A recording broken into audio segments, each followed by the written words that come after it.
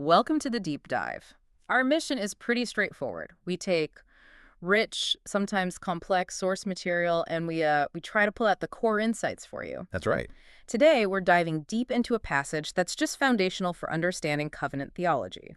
It's Genesis 17, verses 10 through 15. Yeah, a really pivotal section. And this isn't just about reading some ancient rules. It's like looking at a piece of stunning linguistic architecture. Theology gets built right into identity, into flesh. Exactly. And when you look at the Hebrew original, you realize just how much work the language itself is doing. It's way beyond what you typically get in translation. So our goal today is really to unpack that linguistic intensity.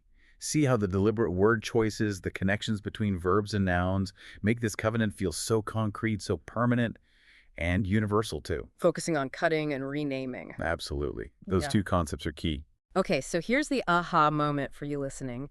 If you've read this before, but maybe only in English, you might have missed this incredible literary symphony that's happening underneath. It's true. The whole theological weight of this covenant really hinges on specific Hebrew roots that are cleverly linked together. We're going to slow down, listen to the language, and show you why this idea of cutting becomes just unforgettable once you see its triple layer of meaning here. Let's get into it. All right. Segment 1, the covenant cut. This physical sign, let's start there. We see this shift, right? Before, covenants were often ratified externally, divine appearances, ceremonies. Right, like rituals. But here, verse 10, suddenly it's visceral. It's physical. This is my covenant. Every male among you shall be circumcised. It feels like it moves from an external promise to something permanent marked inside the community on their bodies. That permanence is absolutely crucial. But maybe before we jump right into circumcision itself, we need a bit of context. The Hebrew Bible, when it talks about making a covenant, it almost always uses a specific phrase, an idiom. Ah, you mean karat berit. Exactly. Karat beri. Which literally means to cut a covenant. Precisely. And we saw that enacted pretty dramatically back in Genesis 15, didn't we? Yeah. Abraham cuts animals in half. It's this symbolic oath, basically saying, if I break this promise, may I become like these pieces. Very graphic image. It is. And that action, that karat, the cutting of the covenant, it was external. It was ceremonial. Okay, so then we get to chapter 17. And the sources, they show this sign changing fundamentally. The command is himul lakem kol sakar. The verb for circumcision is mul. How does mul connect back to that core idea of karat, of cutting the covenant? Well, this is what's so fascinating. The physical sign itself becomes, in a way, the fulfillment of that legal idiom. The root mul, it just means to cut around. Simple enough. Yeah, but by commanding mul, this physical cutting of the foreskin god is putting a permanent mark on Abraham's descendants. So the sources are basically telling us the covenant, which used to be signified by karat, by cutting animals, is now transferred. It's inscribed permanently onto the very flesh of Abraham's people. The covenant sign is the continuation of that covenant cut. Wow. That linguistic link just binds the theology and the physical practice together perfectly. And verse 11 calls this mark the rock audit, the sign of the covenant. Yes, the sign, a symbol. Now, we do have an earlier example of an odd, don't we? The rainbow, the sign God gave to Noah. And comparing those two signs, it really highlights the difference between those covenants. The rainbow, well, it's distant, isn't it? It's a sign up in the sky. You see it after a storm. It's a promise to the whole world, but you observe it from afar. But circumcision is the complete opposite. It's immediate. It's intensely personal. Absolutely. It's carried by the individual, on the individual. It's not distant at all. It's unavoidable. It's an initiation sign, a constant, physically undeniable marker of identity. It defines who belongs to this covenant community right from birth. So it's a sign that travels with you. Exactly. Constantly reminding you, and maybe just as importantly, reminding others of your place in this promise. Okay, so we've established the what of the sign. Let's shift to the logistics, because the timing and the scope here are also incredibly specific, and they really expand the commitment, don't they? They really do. Let's start with the timing. Why so specific? 8 days old. Yeah, verse 12 is very precise. Every male 8 days old shall be circumcised. The Hebrew is ben shemonot yamim, literally a son of 8 days. And that timing, well, it's deeply significant, not just maybe medically, but theologically. The number 8, in Scripture, it often points to a new beginning, doesn't it? Or starting a new cycle. Right, because 7 completes the week, the creation cycle, so 8 kicks off something new. Exactly that. The child completes that first natural cycle of life the week, and then bam, on the 8th day, they're immediately initiated into this new pattern, this spiritual covenantal pattern. It marks a transition, really, from just natural life to a life defined by the covenant. It reinforces this idea that it's an eternal pattern, something that transcends the everyday. And the scope, the inclusiveness, that feels pretty radical too, especially for the ancient world. Verse 13 insists it's not just for biological descendants, the ones born in your house. No, not at all. It's also for those bought with your money, servants, foreigners, outsiders who join the community. Yes, and we really can't overstate this point. The covenant sign goes beyond biology, beyond heritage. If you're part of Abraham's household, his oikos, his community, it doesn't matter where you came from originally. You must bear the mark. So it makes the community definition about belief and belonging, not just bloodline. Precisely. It's ideological, religious, not just genetic. The covenant is creating this potentially global, open community right from the start, right there in Abraham's camp. And just to make sure everyone gets how serious this is, the language itself really doubles down. It does, yeah. Look at the grammar in verse 13. The command uses a doubled verb, himo-yimel. That's an emphatic form in Hebrew. It means something like cut. Yes, cut. Or maybe you must absolutely be circumcised. No wiggle room. Zero ambiguity, no space left for, deciding later. It's absolute. And this leads right into how God defines the covenant itself. He calls it Berit Olam, an everlasting covenant. Mm-hmm.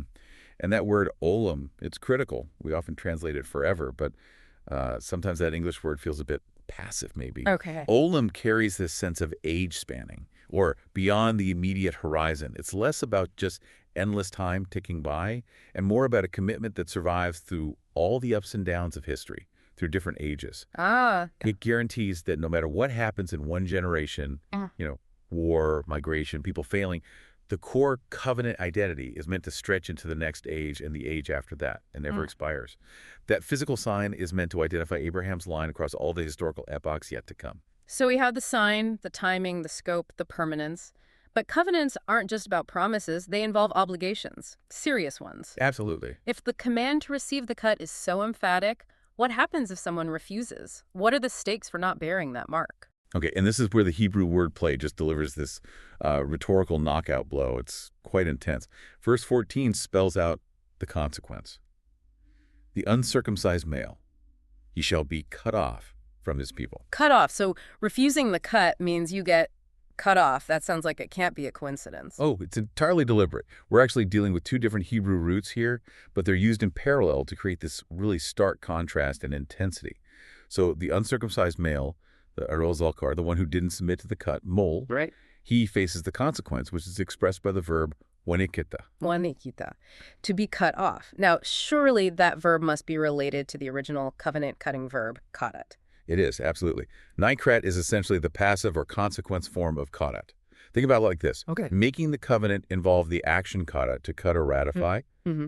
Identifying with that covenant involves the action mol, to be cut around circumcised. Got it. Refusing mol results in the state of nikrat, being cut off. Excellent. Yeah. Wow. So the penalty isn't just like being kicked out.